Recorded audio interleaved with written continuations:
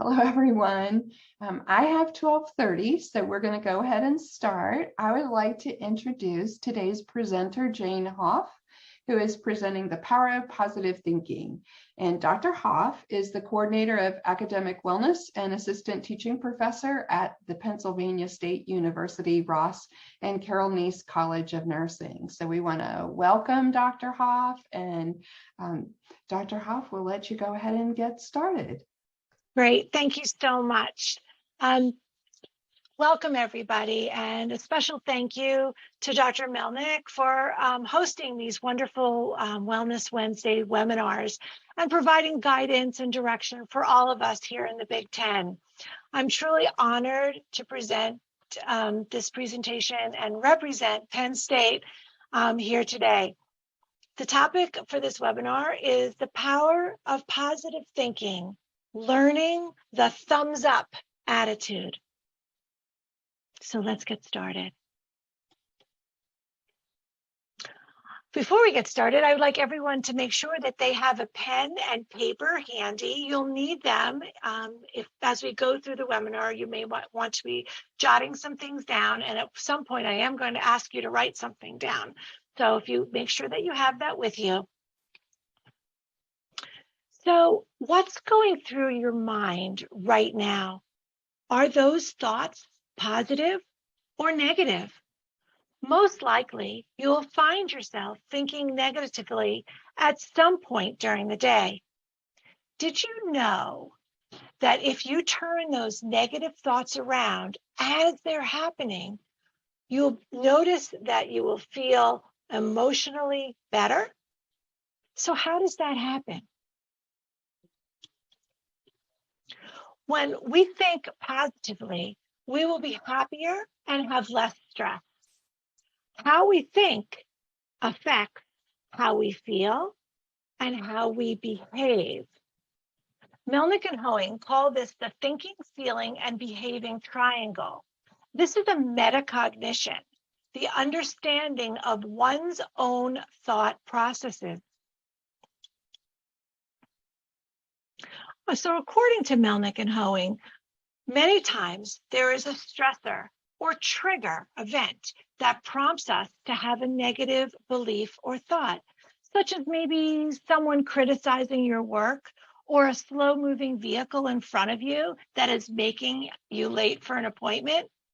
This type of stressor or trigger event is called an activator or antecedent event. Negative thoughts make us anxious and cause stress. Melnick and Hoeing suggest that if we can learn to become more aware of our activators that trigger us to have negative thoughts, we can have the ability to consciously turn those negative thoughts around to positive ones. The consequence of changing negative thoughts to positive ones will be less stress and less anxiety. Becoming more aware of how we think and monitoring our thought patterns is the first step in taking action to create a positive pattern of thinking. So let's look at it this way.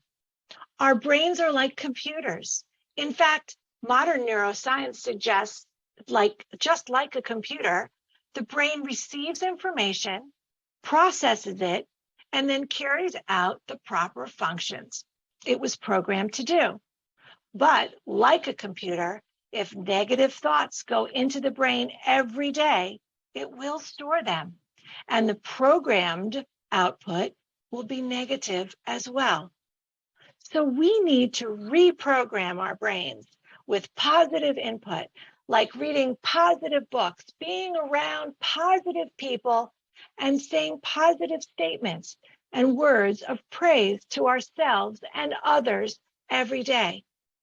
If we do this, the research by Melnick and Hoeing suggests that we can reprogram our negative thinking just like we can reprogram a computer. So how do we do this? By learning the how and why these negative thoughts makes us react in certain ways. But the research shows us that when we examined evidence-based cognitive behavioral therapy as a way of building mental resilience and ultimately achieving optimal health and well-being. Here is a look at the ABCs to understand the how and why we have these negative thoughts. A, the antecedent or activating event that triggers our thinking. What was it that actually caused the negative thought? Maybe the car in front of us was moving too slow, or the project we were working on was just given to someone else. Or perhaps we were just called into work for mandatory overtime. These are examples of triggers. B, the beliefs or thoughts about the event or situation, such as, I know I was asked to work these extra hours because my manager doesn't like me. Or maybe that project was taken away from me because I am just not good enough. Often, we cannot control the triggers or the antecedent or activating events. But did you know that our beliefs or thoughts about the certain situations may have become automatic? In cognitive behavioral therapy, these automatic thoughts are called cognitive distortions. They happen without us even realizing it. Something happens or someone says something, and we maybe have a sudden flash of anger or a sense of failure. They seem to have become automatic because they were so well practiced as we go through our lives. Did you know how long we have had these automatic thoughts? Research tells us that we have had these thoughts since we were children, perhaps 8 or 9 years old. So if you take your age right now and subtract 8 or 9, that is the number of years that you have had automatic thoughts or cognitive distortions. For me, that's 50 years. That's incredible. I think it's time to change, don't you think? Now let's talk about C, or consequence. This is our resulting emotions or behaviors or how we respond to that trigger and belief. The consequence is not just our emotions, but also how we behave. So, when you passed that slow-moving vehicle, did you shout out something out the window to the driver? Or perhaps gesture? Let's take a look at some real examples of automatic thoughts or cognitive distortions. Here are 10 examples of automatic thoughts or cognitive distortions. Here is something that you may be thinking for each of these, and I will try my best to sort of act them out. Number 1, the all or nothing thinking. If I don't finish this project today, I am a failure. Number 2, catastrophizing. If I fail this paper, I will never succeed. Number 3, discounting the positive. I ran a half mile today, but I should have ran a full mile. Number 4, emotional reasoning. I know I did a good job on the project, but I really should have done better. Number 5 is labeling. I am inadequate, or I am a failure, or I am nothing. Number 6, magnification or minimization. Getting that clinical award was nice, but it doesn't mean that I'm great at what I do. Number 7 is mind reading. My manager does not believe in me. She thinks I'm worthless. Number 8, the should and must statements. I should have known the answer to every question that I was asked. I should have been able to cope with the pressure of this job better. I should have known better. Number 9, the mental filter. Only seeing the negative. I did 5 things right today, but I forgot one. And number 10, personalization. I know they changed the date for the hospital's annual party because they knew I would be on vacation that week and couldn't come. Or, she hasn't responded to my email. She must not like me. Do you see yourself thinking those cognitive distortions? Maybe more than one?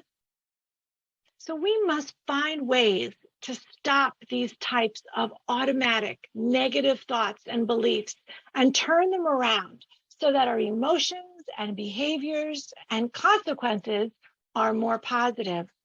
It's time to recognize and start the shift. So how are we going to do that? Positive self-talk.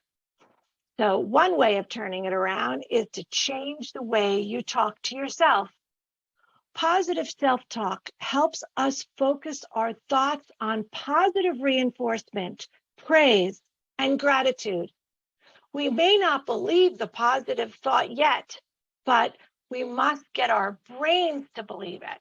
We need to reprogram our computer brain. According to the Mayo Clinic, positive thinking starts with positive self-talk. The health benefits range from lower rates of depression and chronic pain to greater resistance to illness and even an increased lifespan. Let's take a look at some examples of positive self-talk that will help us move towards that thumbs up thinking. Here are some examples. I am a trusted friend. I am a great clinician. I did that really well. I am not going to give up. I am calm. This won't last forever. I'm in control of my feelings. I am going to prepare more next time. And I have options. So now is the time to take out your pen and paper. I would like everyone to write down 2 examples of your own positive self-talk statements. I'll give you a minute or so to write those down.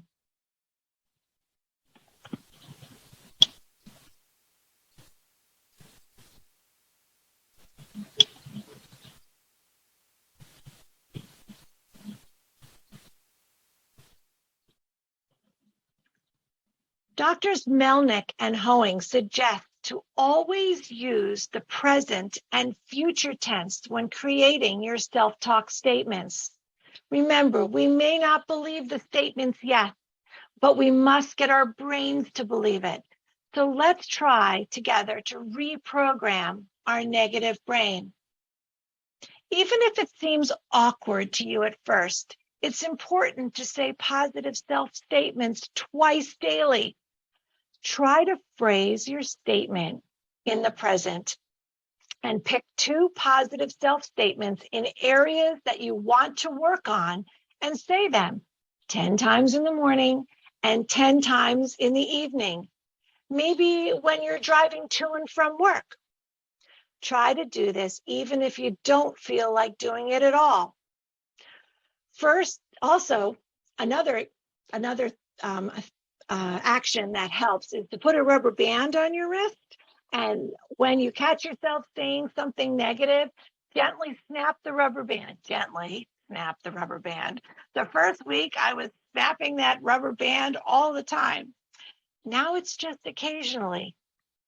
So by the 3rd or 4th day of saying these positive statements, you're likely to notice a positive change in how you think and feel emotionally, and also how you behave. I was amazed. And by What have you got to lose except stress and negativity? So positive self-talk can help us get through the hard times, help us regain confidence. Being more supportive of yourself can bring a more open and productive perspective to a situation. Do not ignore or minimize your negative events, but rather seek a more constructive outcome and support yourself along the journey. Create a solution-seeking mindset. A positive leader will create a positive championship team. In addition to many health benefits, positive self-talk increases problem-solving, decision-making, creativity, and our ability to deal with hardship. When our self-talk is encouraging, we can focus like athletes coaching themselves across the finish line. Our positive self-talk becomes our soothing companion during times of stress and anxiety and becomes part of our internal coping mechanism. Our self-talk has a tremendous influence in our lives. So ask yourself if your words are motivating or critical. Would you talk to your friend or colleague that way? Creating a winning team starts when you have positive self-talk. So start today. Make the choice and work towards being a positive thinker. Give yourselves a thumbs up each time you turn those negative thoughts to positive ones. I like using the thumbs up because it usually always means, are you okay? Yes, I'm okay. And it's an easy way to say to a colleague, thumbs up, and they can say, yes, thumbs up. When you see something positive in the workplace, give your coworkers a thumbs up. And remember to speak words of kindness and positivity always. Thank you so much. And that ends our presentation. Thank you so much, Jane. What a really lovely opportunity to have some positive self-talk while you were trying to get us to practice. I love that. There was a comment in the Q&A that, the examples of the cognitive distortions were really, really helpful, really telling.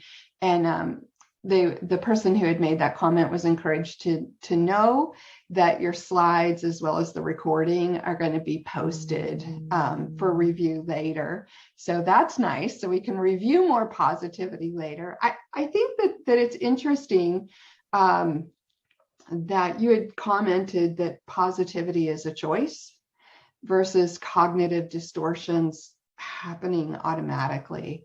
And I think that comment had a lot to do with learning what those distortions are. Do you find Absolutely. that people are aware of those or not aware of those?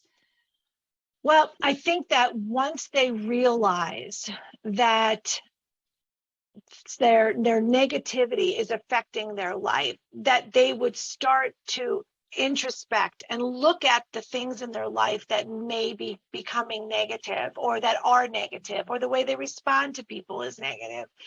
And then at that point, they can start to make that change. It doesn't happen overnight.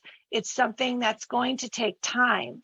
And it's something that you can change. We need to be able to reprogram our brains to think more positively. And it's not always easy. And for some people, it may take a while. But also, I found that working with a friend or colleague to say, hey, if I sound a little bit negative, could you tell me? Because sometimes I'm not aware of it. And you'll be surprised. Your friends and colleagues will be right there to tell you when things are sounding a little negative. So that's helped me a lot. So what a great idea, an accountability partner. It's also very brave. We're not all programmed not all of us have a positive, sunny disposition naturally. And so I just find it really encouraging that it can be learned and that it can be practiced. You're getting lots of comments in the chat about this is really helpful and thank you. And the examples are great. Lots of people want to share it with students. Certainly they can get the recordings and get the slides, but just as a follow-up to that, can you tell us a little bit about your experience in working specifically with students with this kind of positive self-talk? That's a great question, because we just started to, we got into a licensing agreement with Ohio State University to utilize their Mind Body Strong and their Mind Strong program. And we have had tremendous success so far. We've only been doing it now for a couple of weeks, and we're implementing it with our faculty and our grad students right now. And this summer, we're going to implement it with all of our staff. And then in the fall, we're going to implement it with our undergraduate students. And I'm just so excited. It's so necessary. And just when I talk to people in small groups and say, hey, what do you think of this? Do you think this would be a program that you would like? Immediately, they're like, absolutely. How can we get it? I need it now. And, it's a great way to move forward at your university. And of course, Dr. Hoeing and Dr. Melnick have been excellent at getting me able to implement this program. And I'm so excited to move forward with it. I love that. And there's a comment in the chat that I wanted to share because I know not everyone can see the comments in the chat.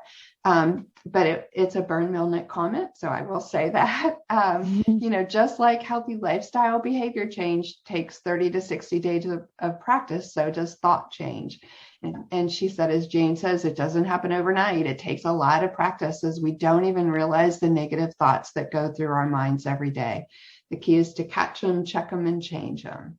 So. That's exactly right. And sometimes, once you start to realize them and you start the change of being more positive, it's amazing. You will notice less stress. You'll notice that you feel better. And that is almost like a reward to continue evaluating yourself. And that positive reward is just so special. It's a journey, and everyone has their own, a timeline and continuum. But I have found that being on this journey myself, that it is just so rewarding and life-changing. Yeah, I think that's fantastic. Thank you so much, Jane. And I still am trying to think about how long I've practiced cognitive distortion. So thanks for that. Like -9. Okay, thanks so much. Anything 50 else? years, 50 years. 51, actually. Yeah.